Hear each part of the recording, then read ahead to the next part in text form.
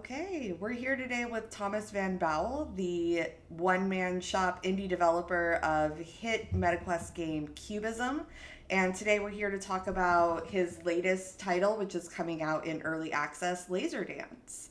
So, Thomas, thank you so much for being here. Really appreciate you taking the time. Thank you so much for having me. Yeah. So, to kick us off, why don't you just tell me a little bit about yourself and kind of how you came into the video game industry, what got you invested in VR, that sort of a thing. Yeah, absolutely. I've been making video games full time now for about 5 years. But what got me into games first was VR, actually. What got me into VR actually was my previous career. I used to be an architect. I Hmm. studied architecture and engineering and worked as an architect for 3 years. But when sort of VR came up with the DK1 and the DK2, like I got really interested in this technology and how it could be applied in architectural design and in that field to make the design process a bit more human centric and to be able to like see buildings before they're built and catch issues and that sort of stuff. So that's what got me interested in learning how to develop for VR. And then one vehicle to like learn how to do VR development and Unity development was making games. So I started going to a lot of hackathons, but also a lot of game jams, because like the skills you need for both of those like overlap a lot. And so, at first I got this job at a startup called Resolve, Hmm. and they were making basically design review tools for architects and engineers. So it was this perfect marriage of like my previous experience and my new interest in VR. Um, and I worked there for about 4 years. But all throughout that period, I was still doing game jams and like making games for fun. And Cubism was this like hobby project that I made one weekend and like showed to some friends and threw out like a video off online. And people seemed to be interested in it. So I sort of developed that over, I think it was about 3 years. And then Hmm. when it released, it did way better than I expected. So I went on full time, and there were still a lot of updates I wanted to do to Cubism. So I updated it for about like a year or two, and added hand tracking and mixed reality and all that stuff. Hmm. Um, and so yeah, now I'm finally after 5 years of Cubism coming out with a new game called Laser Dance, and it's been about 3 years Nice. in development now. So Yeah, I was going to say, you just hit the 5 year anniversary of Cubism, which was a pretty exciting milestone for you. yeah, I can't believe it's been 5 years already. Like, it's it's like a bit of a meme for solo devs or for indie devs to take a way too long of a time to make their game. So, sadly, I seem to also fall under this category. Yeah, well, at least, I mean, all the hard work definitely paid off. So, switching gears to Laser Dance, what was the initial inspiration behind it? I know in previous interviews that I've seen, you said you wanted to make a game that was only possible in mixed reality. Hmm. Would just love to know a little bit more about the why there and what motivated Yeah, you to move from a title like Cubism, where MR is really optional, to a game that has MR at its very core. that's a really good point. Like Cubism, after it came out, became this little sandbox for me to be able Mm-hmm. to play with all this new technology that the Quest 2 was getting, like all the tech upgrades, like hand tracking and mixed reality, were fun to experiment with in Cubism. But as you say, like it wasn't essential to the experience. And what kicked off like me wanting to make an MR first experience, I think, was the World Beyond demo Mm-hmm. that was shown off at Connect 2021. I think that was the first time they showed a video of this, and it was the first time that like it clicked for me that mixed reality could be more than just a backdrop to VR games, but Mm-hmm. you could actually like extend your room or like actually incorporate your room in like a game. And that got me really excited. Like it felt like this whole new possibility space for making games. And so before like the scene API came out, like the toolkit that Meta put out for developers to like map out their room and then build MR apps, I built my own version of it so I could start prototyping ideas. Uh-huh. And I prototyped a couple of mixed reality like concepts. Initially, just like the idea of like just like the world beyond, like extending your room and or turning your room into like some other place. But then one of the prototypes I built was the prototype for Laser Dance, and that felt like it clicked very well as something that could only be done in MR because it's not the first XR game to use lasers, but using MR and using spatial mapping means that you can like map out these laser obstacle courses that really adapt to the room and really use the room as part of how those levels lay out. It means your furniture, instead of becoming an obstacle, becomes part of the gameplay. Mm-hmm. Um, and yeah, it just felt like a really natural fit for the medium. So It's similar to Cubism. Like I prototyped it over a weekend and sort of Uh-huh. showed it to friends and put it out online, and there seemed to be like an interested response. So that's sort of what kicked off the development of the game. Very cool. And I know you mentioned it started as a prototype specifically for tethered PC VR headsets, but I know Cubism really broke a Hmm. lot of new ground. Not only did it adopt hand tracking pretty early on, it was also one of the first true mixed reality apps in the MetaQuest ecosystem, using our black and white pass through at the time on Quest 2. What lessons learned from Cubism really informed your work on Laser Dance? A couple of things. I think both like in the process of making the game and from a technical side. From a technical side, like both Cubism and Laserdance have optional hand tracking. Mm-hmm. Both of them use mixed reality. For the hand tracking side of things, um, as you mentioned, like Cubism was a PC game first, so it always like used controllers. Um, so it wasn't designed from the ground up for hand tracking either. And it's a game where you have to do a lot of very precise interactions, and that turns out to be a very difficult thing to like try to solve with hand tracking, where it's hard to understand the intention of the user to like grab or release a thing, and it's hard for to implement it in a way that's precise. And even now, like I think a lot of people enjoy playing the game with hand tracking, and maybe a lot of first timers as well. But still, a good portion of players like will try it and still switch to controllers because it feels more precise. And so with Laserdance, what I learned from Cubism is that you really have to design from the start for hand tracking for that to like be a universally good experience, I think. And so very intentionally, Laserdance is there's no grabbing interactions in the game. There's only pushing buttons, which I feel is a Mm-hmm. more natural fit for hand tracking, especially in mixed reality, where I want people to use their own hands and not like a virtual overlay of a hand, which a lot of games do. Um, yeah, with like a virtual overlay of a hand, you can grab stuff and like have the virtual hand sort of, assume a pose of grabbing something, and that feels a bit more natural. But there's also a conflict with your actual hand underneath it. Mm-hmm. When you're only designing around pushing buttons, that's all more natural, and it's more easy to sort of incorporate your actual hand in that interaction without it feeling off. Um, and so that's one thing I learned from Cubism is to actually not build the game around grabbing stuff. Just build it around pushing these big buttons in Laser Dance, which is essentially the only thing you do in the game other Uh, than dodging lasers. Um, and then from a process standpoint, a big part of like the development of Cubism has been a lot of playtesting in a lot of forms. mm-hmm. It's a very simple game, but I think it got simple because I put it in front of a lot of people with a lot of different backgrounds and a lot of different levels of experience with VR and games, and all with the goal to try to make a game that's like very accessible and a good like entry level game. Easy to pick up but maybe hard to master.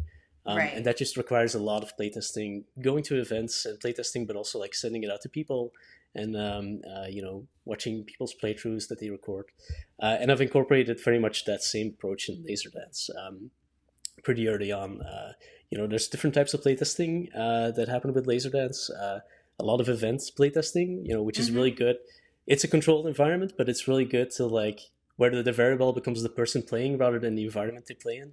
And that's a really good way to like get a lot of different people with different body types, different mobility levels Right. through a game like Laserdance. That's essential to like try to make sure that it's like an accessible game as well. And then I've done a whole lot of playtesting where people play it in their own home and then send recordings of their playtests. Mm-hmm. And so that's been a really good way of like making sure it actually works in a lot of different environments as well. Cool. Yeah, it seems like the incorporation both of the high resolution color pass through Mm, to help VR novices kind of feel more comfortable in their space, mm. and then also that simple mechanic of just pushing a button would really help with accessibility and opening it up to people who are new to the medium, which is fantastic. Yeah, exactly. It's been fun to playtest, and of course the setup is still a little bit involved. You have to like scan your Mm-hmm. room and like place these Right. buttons on the wall.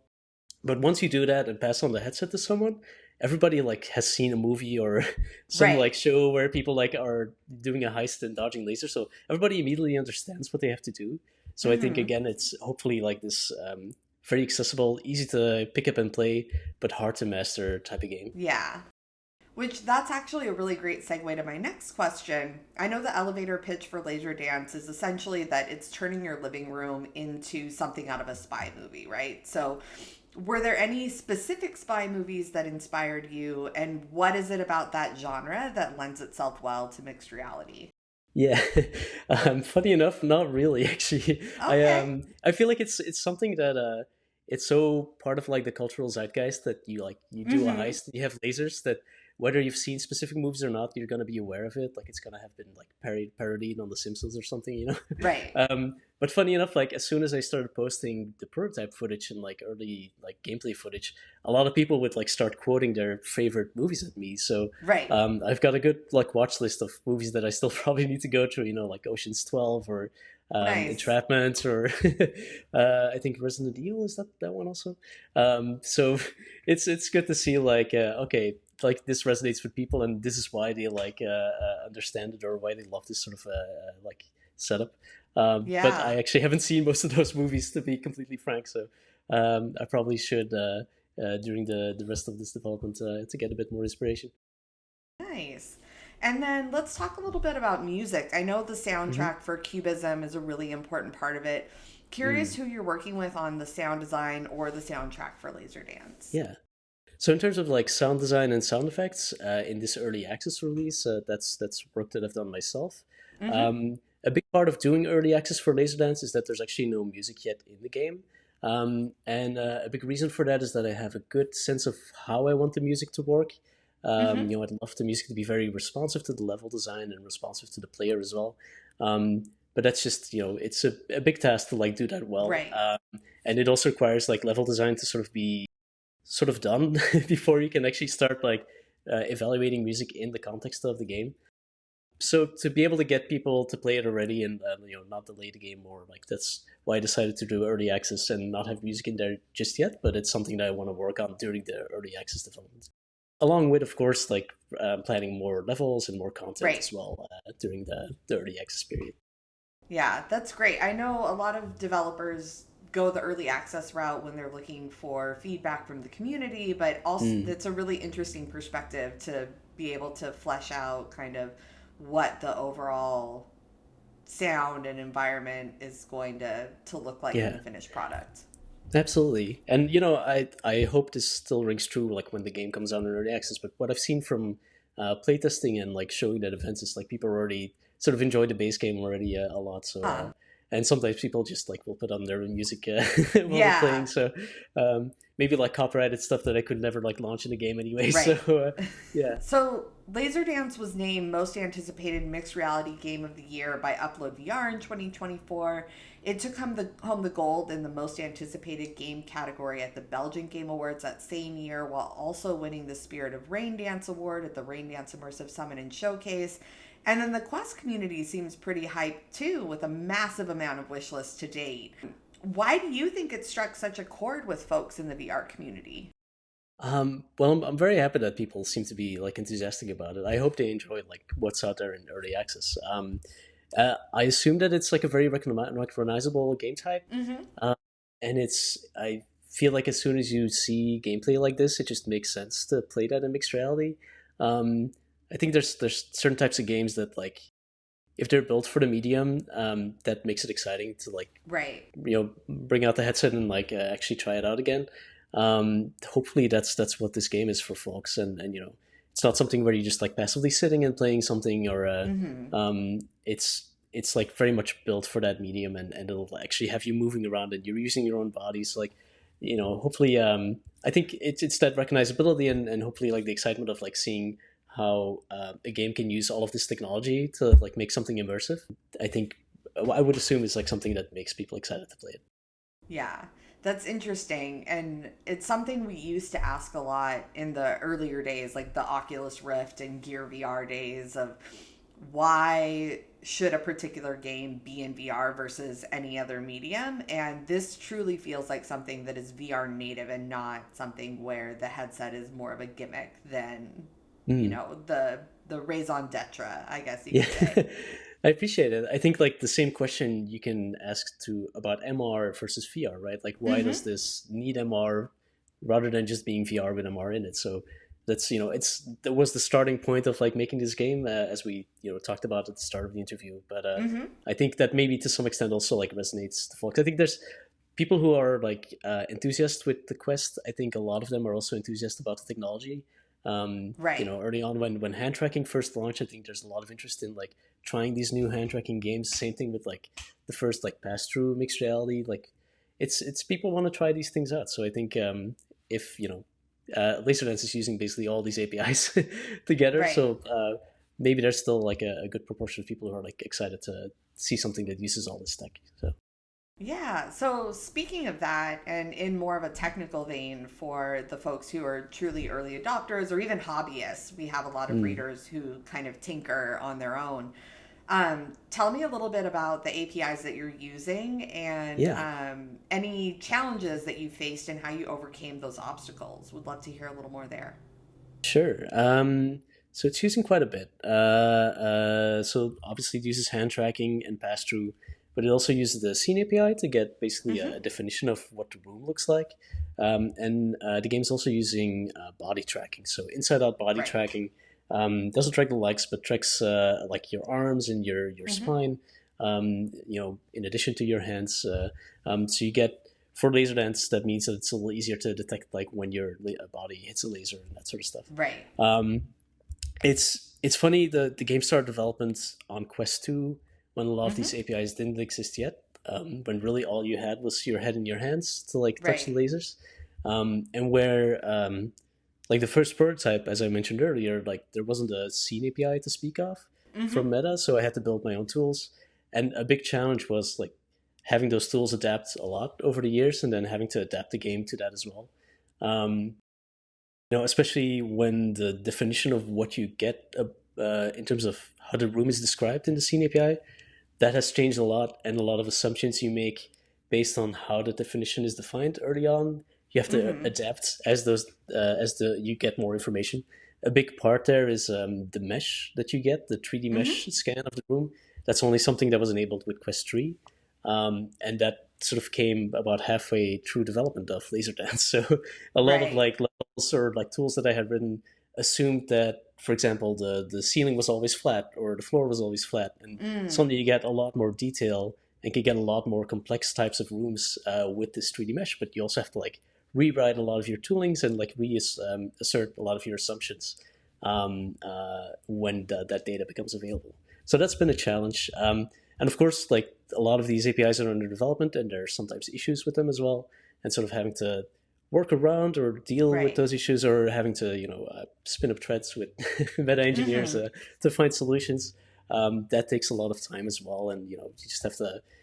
Issues will happen, and especially with new technology, you got to take that. That's like part of it, Right. but that also I think delayed like the project a little bit, and made it a little difficult at certain times. But I think the APIs have gotten a lot better over the years as well, and especially for Laserdance, I've built a lot of my own tools because it was started before like the whole the infrastructure of MRUK and like all these other tools to help developers build MR apps like existed. But all of that infrastructure got a lot better as well. So I think for new developers, there's a lot of tools out there that I'm not using because I sort of spun on Mm-hmm. my own tool set, but Right. that you can use to like ease the development a lot. Oh, fantastic. And definitely seems like it's worth the wait. I appreciate it. Yeah. So looking back a couple of years, the teaser trailer for Laser Mm. Dance actually debuted at MetaConnect 2023, which I was around at the time and I remember the response being overwhelmingly positive. What was that moment like for you as a solo developer? Well, that was amazing. Mm-hmm. I was very grateful that Meta has been so supportive of Cubism first as well, but then now this new project Laserdance as well. That was a trailer made by Scott House, Mm-hmm. which was sponsored by Meta. They basically made a bunch of like Quest 3 debut trailers and Mm-hmm. content for that event. And so it was great that they were able to include Laserdance in that because it was probably the best way to like announce a game possible. At like the quality of the trailer is above anything that I could have made at that point in time. So yeah, I was super grateful for that support, and really happy to see that people seem to get excited by the idea. So and to be able to be there Awesome. in person to see that was great too. Yeah. Great. So, from initial prototype in about 2022 to early Mm-hmm. access launch, it's been a journey. How does it feel for you now to be on the other side of it? Yeah, I mean, I'm not quite at the other side because it's early access, of course. But still, it's a different to have something that you're privately developing and Mm-hmm. testing with people, but still like in a very controlled environment versus putting it out there. I'm very happy to finally be at that point where I can have more people try it out, and actually like test. One of the design goals that I had with this game is that it works in as many rooms as possible and as many spaces as Mm-hmm. possible, and this will be the true test of it, right? So I'm nervous and excited, but also very much looking forward to the feedback people might give and the different places that people might play it in and everything that I'll learn to make the full game like even better. So I think this will early access will be a really good fit for the game in that sense, because hopefully I'll get a lot more information and data and feedback about the different places that people want to play in or the different types of people Right. that want to play. That will hopefully make that initial promise of a game that adapts to any space even more true for the full release. And speaking of, I'm sure this is covered in the PDP or on the website, but just to Mm-hmm. get really tactical, what's Yeah. the minimum space requirements that are needed to play a game of Laser Dance? And then what's like the upper limit that you found so far? Yeah, yeah. That's a really good question, and thank you for asking it. Yeah, It's yeah. always good to give a bit more context. So, laser dance is played between two virtual buttons you put on your real walls, and the walking distance between those buttons needs to be about 3 meters or 10 feet. It can Mm-hmm. be a little bit less, and it doesn't have to be in a straight line either. Like, say, if you have a master bedroom with two nightstands against your bed, you can put one button on one nightstand, go around the bed, and put a button on the other nightstand, and that will Mm-hmm. also work. So you can get a little bit creative with it. You just need that like minimum distance, and then there can be furniture, there can be no furniture, it can be a hallway or a broad room or a narrow room. Like that should all work as long as there's clear like walking path between those buttons. Mm-hmm. Um, as far as an upper limit, it's a little tricky because there's an upper limit to scanning your room as well, but that's Mm-hmm. not up to me, but more to like Right. the meta system for scanning your room. I've tried it in my office, which is a more sort of an open plan office. Mm-hmm. And basically, I've been able to scan a part of it, and at a certain point, like the scan will stop and just like Right. fill in the gaps. It can have its own issues, of course. If you try to scan a big space which has a lot of furniture, it will capture the furniture that you were close to, but it might not capture the furniture that you were further away from, and Mm. just like fill it in with like empty space, which can be Right. problematic. Just if anybody's out there gonna if anybody out there wants to try that, make sure that you capture all the furniture because if it fills in an empty space, the way that the game interprets your space is just based on the mesh. So it might Right. like force you to walk through a space that actually has a bunch of tables in it, like in the cases in my office, but it just wasn't able to capture that. So for big Okay. spaces, there's still a bit of a limit based on the scene capturing tools as well. And I'm sure there that limit is sort of based on memory or Mm-hmm. yeah, some other limiting factor. So I'm curious, we've talked a lot about mixed reality and making something that was truly MR native. But if people take just one thing away from Laser Dance, what do you hope Yeah. that would be and why? Um, you know, my hope is that laser dance can be a good introduction into why MR can feel fun and interesting and magical to play. Mm-hmm. And so I hope people who are the enthusiasts and have the headsets and like play Quest 3 games. I hope they also like feel that this is a game that they can show to their parents or to their friends or partners who like don't Mm-hmm. play games. And hopefully this is something that will like get them into it and see like what's interesting about it. Um, I hope that people also try to bring it to different spaces. It's I'm trying to put a lot of effort in making sure that the game works in different environments. So Mm-hmm. I hope people feel encouraged to also like experiment and play it in different rooms of their house, bring it to the office, bring it to their school. See how the game adapts to their environment, and I hope people experiment a bit with that.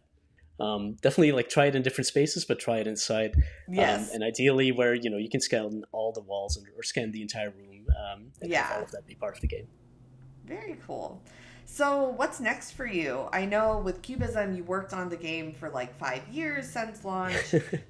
With Laser Dance, are you thinking like a long tail of future updates to the game, a Hmm. lot of additional polish? Do you have future projects that you can maybe tease a little bit?